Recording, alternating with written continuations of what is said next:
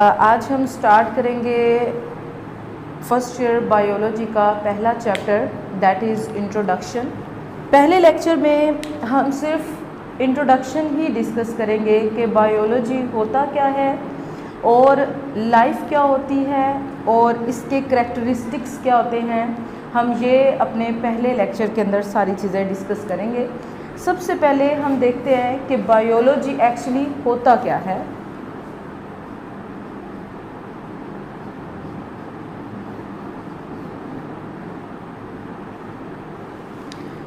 Biology की अगर हम बात करें तो ये दो लफ्ज़ों से निकला है जो कि ग्रीक वर्ड्स हैं। Bios means life and logos to study. उसके लफ्ज़ी मानी से ही पता चल रहा है कि बायोलॉजी एक साइंस की ऐसी शाख है जिसके अंदर हम लाइफ को स्टडी करेंगे, हम लिविंग ऑर्गेनिजम्स को स्टडी करेंगे। सो इसको हम डिफाइन करते हैं स्टडी ऑफ लाइफ, या फिर हम इसको कहते हैं स्टडी ऑफ लिविंग ऑर्गेनिजम्स। अगर हम स्टडी ऑफ लाइफ कह रहे हैं and study of living organisms कह रहे हैं, then what are living organisms and what is life? Life actually होती क्या है, हम इसके बारे में डिस्कस करेंगे। अब जिस तरह कुकिंग होता है खाना पकाना और कुक होता है खाना पकाने वाला, इसी तरह बायोलॉजी एक किसी चीज़ की स्टडी है तो इसको स्टडी करने वाले जो होते हैं उसको हम नाम देते हैं बायोलॉजिस्ट का।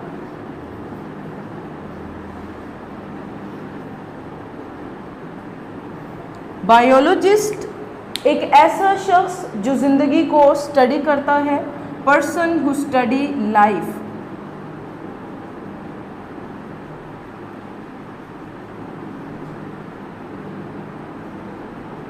इसके अलावा ये लाइफ को तो स्टडी करते ही हैं, इसके अलावा ये उन नॉन लिविंग थिंग्स यानी बेजान चीज़ों को भी डिस्कस करते हैं जो लिविंग थिंग्स के ऊपर किसी न किसी तरह असरअंदाज होते हैं।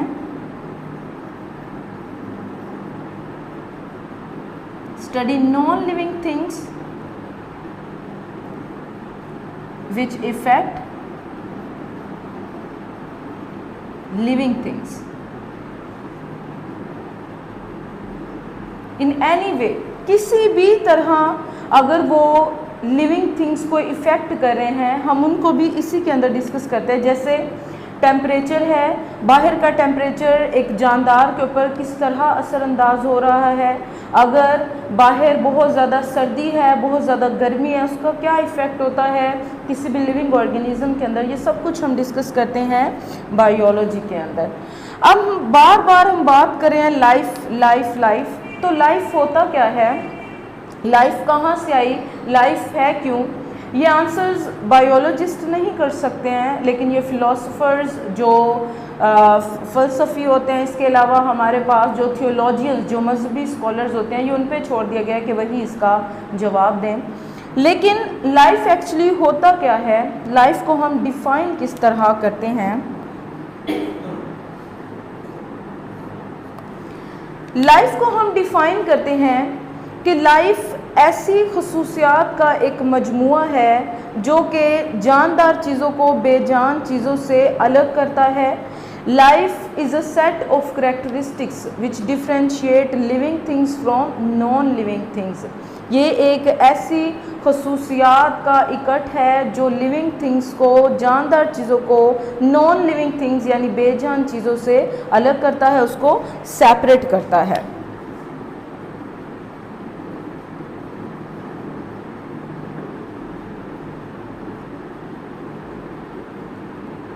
अब हमने यहाँ पे बात की है is a set of characteristics. ऐसे कौन से सेट हैं, करैक्टरिस्टिक्स हैं, ऐसी कौन सी खसूसियात हैं जिनके इकट्ठ को हम लाइफ का नाम देते हैं कि ये ज़िंदगी है।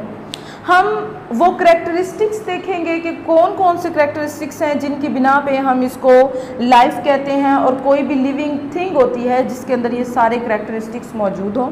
सो हम इन सब करेक्टरिस्टिक्स को वन बाय वन डिस्कस करेंगे। इसमें सबसे पहला जो करेक्टर आता है दैट इज़ देयर बॉडीज़। जो भी लिविंग ऑर्गेनिजम्स होते हैं वो सारे के सारे हाईली कॉम्प्लेक्स यानी बहुत ही पेचीदा होते हैं और हाईली ऑर्गेनाइज्ड होते हैं, बहुत ही तरतीब में ये सारे ऑर्गेनिजम्स होते हैं। They are highly complex and organised. बहुत ज़्यादा पेचीदा और तरतीब में होते हैं जितने भी लिविंग थिंग्स होती हैं। दूसरे करेक्टर की तरफ अगर हम बढ़ें तो वो आपके पास आता है देयर ऑर्गेनाइजेशन।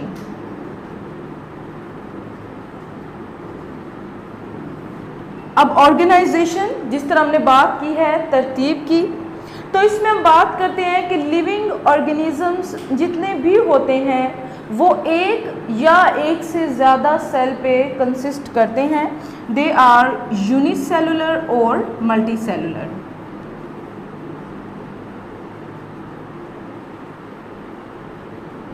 यूनिसेलुलर ऑर्गेनिजम्स आपके पास उसके यूनी का मतलब ही वन के होते हैं। ऐसे organism which consist of only one cell, उनको हम नाम देते हैं यूनिसेलुलर ऑर्गेनिजम्स को। और इसमें एग्जांपल आती है आपके पास बैक्टीरिया की। अगर हम मल्टी सेलुलर ऑर्गेनिजम्स की बात करें तो मल्टी का मतलब ही ज़्यादा होता है, मैनी। सो ऐसे organisms which consist of more than 2 cells।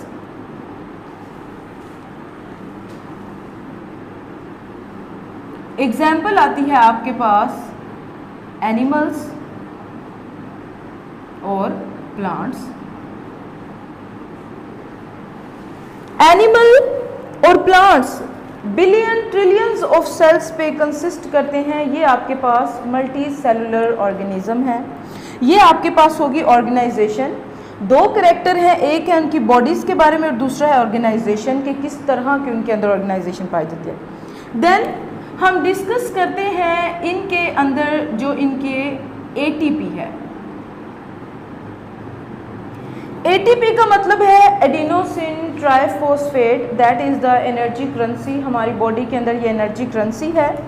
ATP जितने भी लिविंग ऑर्गेनिजम्स होते हैं वो एनर्जी प्रोड्यूस भी करते हैं और उसको अपने मुख्तलिफ कामों में इस्तेमाल भी करते हैं। जैसे हम कोई काम करते हैं, जाहिर है उसके लिए एनर्जी चाहिए होती है।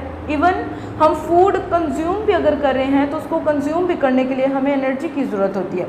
So they generate and use energy. Energy generate यानी प्रोड्यूस भी करते हैं और उसको इस्तेमाल भी करते हैं अपनी सारी फंक्शनिंग के लिए, अपने सारे कामों के लिए। नेक्स्ट चीज़ जो हम इसमें डिस्कस करेंगे दैट इज़ जीन्स। जीन्स जैसे कि हम सब जानते हैं is a basic unit of inheritance. विरासत की बुनियादी इकाई होती है, यानी एक नस्ल से दूसरी नस्ल तक जो खसूसियात का तबादला होता है वो जीन्स की वजह से ही होता है। जितने भी लिविंग ऑर्गेनिजम्स होते हैं they have genetic material.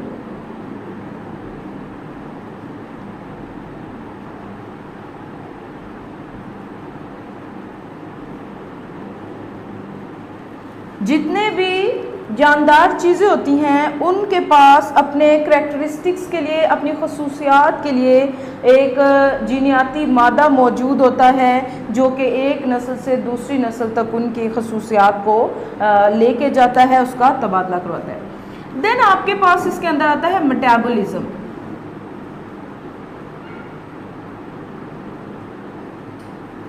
Metabolism आपके पास जितने भी किसी जानदार के अंदर केमिकल रिएक्शंस हो रहे होते हैं उनके इकट्ठ को, यानी कि उनको इकट्ठा करने के बाद आपके पास आता है मेटाबॉलिज्म। मेटाबॉलिज्म में एनाबॉलिज्म भी आता है, कैटाबॉलिज्म भी आता है, जिसमें छोटी चीज़ों का टूटकर बड़ी चीज़ बनाना, मतलब जुड़कर बड़ी चीज़ बनाना, दैट इज़ एनाबॉलिज्म, और बड़ी चीज़ों का टूटकर छोटी चीज़ बनाना, दैट इज़ कैटाबॉलिज्म। सो ये उनके अंदर केमिकल रिएक्शंस होते हैं, दे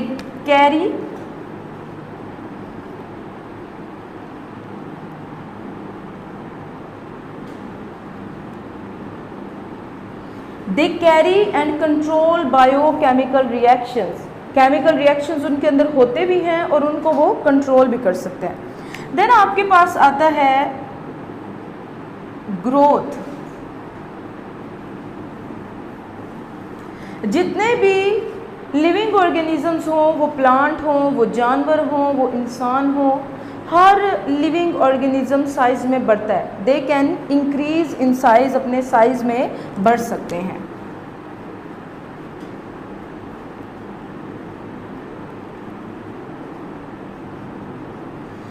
इसके बाद नेक्स्ट जो करेक्टर आता है दैट इज होम्योस्टेसिस। होम्योस्टेसिस आपके पास इसका मतलब होता है कि अपने अंदर के एनवायरनमेंट को मेंटेन करके रखना, अंदर के माहौल को मेंटेन करके रखना। They have homeostasis.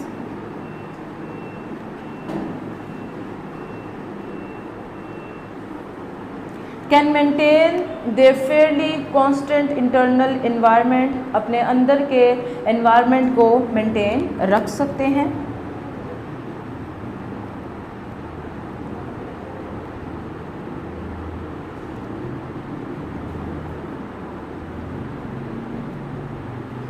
इसके बाद जो नेक्स्ट चीज़ आती है दैट इज़ रिप्रोडक्शन।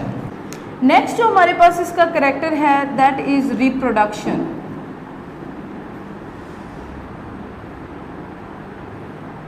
रिप्रोडक्शन का मतलब होता है दोबारा से प्रोड्यूस करना, यानी ये जितने भी आपके पास जानदार होते हैं वो नए ऑफस्प्रिंग्स प्रोड्यूस कर सकते हैं, औलाद पैदा कर सकते हैं।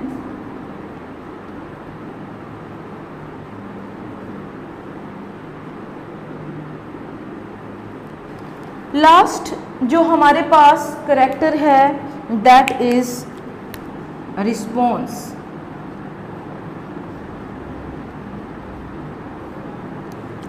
They respond towards changes in external environment. जैसे बाहर अगर बहुत ज़्यादा टेम्परेचर हाई है तो इंटरनल जो हमारी बॉडी है वो किसी न किसी तरह रिस्पॉन्स शो करती है। फॉर एग्ज़ाम्पल हमें पसीना आता है ताकि हमारा बॉडी का टेम्परेचर मेंटेन हो सके। शदीद सर्दी में हमारी जो शिवरिंग होती है, कपकपाहट होती है, वो भी इसीलिए होती है ताकि हमारी बॉडी के अंदर हीट जनरेट हो सके। So they respond to external environment.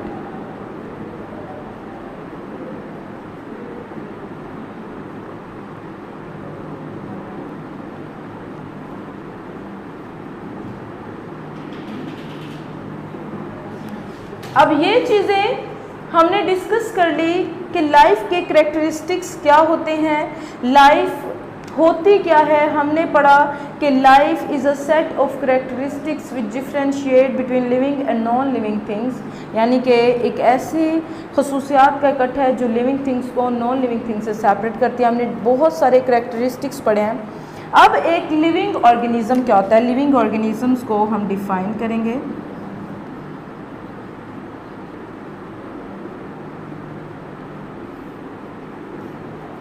कोई भी ऐसी शय जिसमें ये सारे करैक्टरिस्टिक्स बैक वक्त पाए जाएं उसको हम नाम देते हैं एक लिविंग थिंग का। An object which possess all these characteristics simultaneously is called as an living thing, living organism. जिसके अंदर ये सारे करैक्टरिस्टिक्स पाए जाते हैं उसको हम लिविंग थिंग्स कहते हैं। आज हमने डिस्कस किया है बायोलॉजी का इंट्रोडक्शन, जिसमें हमने बायो के बारे में पढ़ा कि बायो होता क्या है, और हमने लाइफ के बारे में पढ़ा, और हमने लिविंग ऑर्गेनिज्म के बारे में पढ़ा।